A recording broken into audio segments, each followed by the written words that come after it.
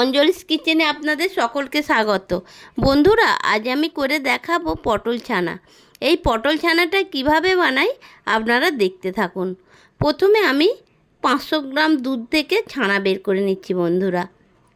একটা হাঁড়ির মধ্যে আমি দুধটা দিয়ে ছানাটা কাটিয়ে নিচ্ছি। ছানাটা কাটিয়েছি লেবুর রস দিয়ে বন্ধুরা। লেবুর রসটা অল্প করেই দিয়েছি, কিন্তু ছানাটা ভালোভাবে কেটে গেছে। তারপরে একটা ছাঁকনি দিয়ে আমি ছানাটা ছেঁকে নিচ্ছি বন্ধুরা। ছানাটা মোটামুটি আমার ছাঁকা হয়ে গেছে, রেখে দিলাম জল ঝরানোর জন্য। তারপরে উনানে কড়াই বসিয়ে পরিমাণ মতো সরিষার তেল দিলাম। দিয়ে বন্ধুরা পটলগুলো ছেড়ে দিচ্ছি ভাজার জন্য।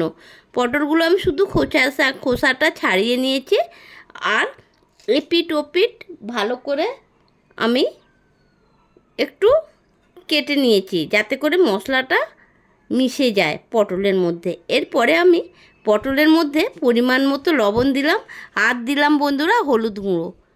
লবণ আর হলুদ গুঁড়ো দিয়ে খুন্তি দিয়ে ভালো করে নাড়াচাড়া করে দিচ্ছি পটলটা ভালোভাবে ভাজার জন্য। আমার পটলটা ভাজা হয়ে গেছে বন্ধুরা। এবারে কড়াই থেকে খুন্তি দিয়ে এক এক করে পটলটা আমি তুলে নিলাম। আবার ওই কড়াইয়ের মধ্যে কিছুটা সরিষার তেল দিলাম, দিয়ে এবারে আলুগুলো ভাজার জন্য ছেড়ে দিলাম বন্ধুরা। আলুটা লম্বা লম্বা করে কেটে নিয়েছি, নিয়ে এবার ভাজা ভাজা করছি। ওই পটলের মতোই একটু লাল লাল করে ভাজবো। মোটামুটি আমার আলু ভাজাটাও হয়ে এসেছে বন্ধুরা। এইবার তোলার পালা। খুন্তি দিয়ে এক এক করে আমি আলুগুলো একটা পাত্রে তুলে নিলাম বন্ধুরা। এবারে ওই কড়াইয়ের মধ্যে কিছুটা সরিষার তেল দিলাম, দিয়ে কিছুটা ফোড়নের জন্য গোটা জিরা দিলাম। আর বন্ধুরা ছেড়ে দিচ্ছি পেঁয়াজ কুচি। ছোটো ছোটো করে পেঁয়াজ কুচিগুলো আমি ছেড়ে দিলাম গরম তেলের মধ্যে। তারপরে এবারে খুন্তি দিয়ে ভালো করে নাড়াচাড়া করে দিচ্ছি, ভাজা ভাজা করব। পেঁয়াজটা একটু হালকা করতে হবে, বেশি ভাজা করব না। হালকা ভাজার পরেই ছেড়ে দিলাম টমেটো কুচি। টমেটো কুচিটা দিয়ে খুন্তি দিয়ে ভালো করে নাড়াচাড়া করে ভাজা ভাজা করে নিচ্ছি বন্ধুরা।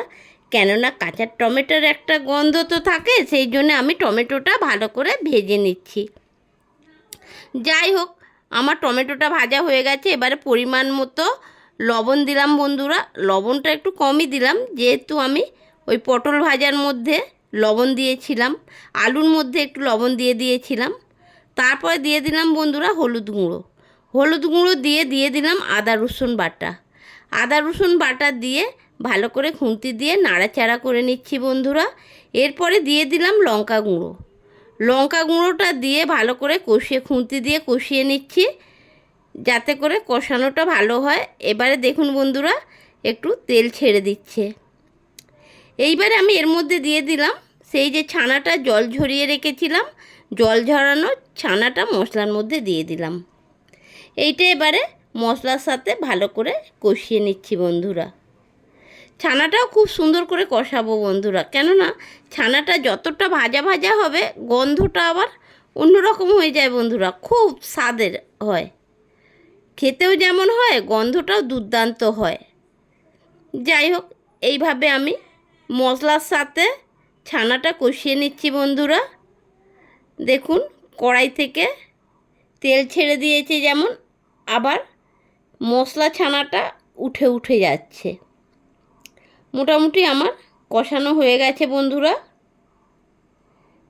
একটু শুকনো শুকনো হয়ে এসছে বলে এর মধ্যে আমি অল্প করে একটু জল দিয়ে দিলাম, কেননা কড়াইয়ে ধরে যাবার সম্ভাবনা আছে। সেই জন্য একটু জল দিয়ে দিলে ভালোভাবে ছানাটা মশলার সাথে কষানোও হবে, আর কড়াইয়ে ধরেও যাবে না। এরপরে বন্ধুরা আমি যে আলু আর পটলটা ভেজে রেখেছিলাম ওইটা কষানো ছানার মধ্যে দিয়ে দিলাম।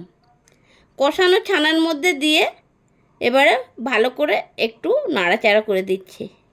এবারে একটু সাঁড়াশি দিয়ে ধরে নিলাম বন্ধুরা, কেননা কড়াইটা না বড্ড নড়ে যাচ্ছিল। যাই হোক, আমার ছানা পটলটা কষানো হয়ে এসেছে বন্ধুরা। এবারে দিয়ে দিলাম পরিমাণ মতো জল, ঢেলে দিলাম আমি। জল দিয়ে এবারে খুন্তি দিয়ে ভালো করে নাড়াচাড়া করে মিশিয়ে দিচ্ছি মশলার সাথে। আলু আর পটলটা ছানা মশলার সাথে মিশিয়ে দিলাম। এবারে দিয়ে দিচ্ছি কিছুটা গরম মশলা গুঁড়ো। গরম মশলা গুঁড়ো দিয়ে বন্ধুরা খুন্তি দিয়ে ভালো করে নাড়াচাড়া করে মিশিয়ে দিলাম গরম মশলাটা। এইবারে দিয়ে দিলাম সবশেষে ঘি। তবে ঘি দেওয়াটা বন্ধুরা অপশনাল, আপনারা নাও দিতে পারেন, যে যেমনভাবে খাবে। তবে ঘি দিলে একটু স্বাদটা আরও বেশি ভালো হয়, তবে দরকার নেই, যে ঘি পছন্দ করেন না দিতে হবে না। যাই হোক, আমার পটল ছানাটা মোটামুটি রেডি হয়ে গেছে। এবার নামিয়ে নেওয়ার পালা। প্লেটের মধ্যে আমি নামিয়েও ফেলেছি। দেখুন বন্ধুরা কত সুন্দর হয়েছে। গরম ভাতের সাথে এই পটল ছানা না বন্ধু ওরা খুব ভালো লাগে।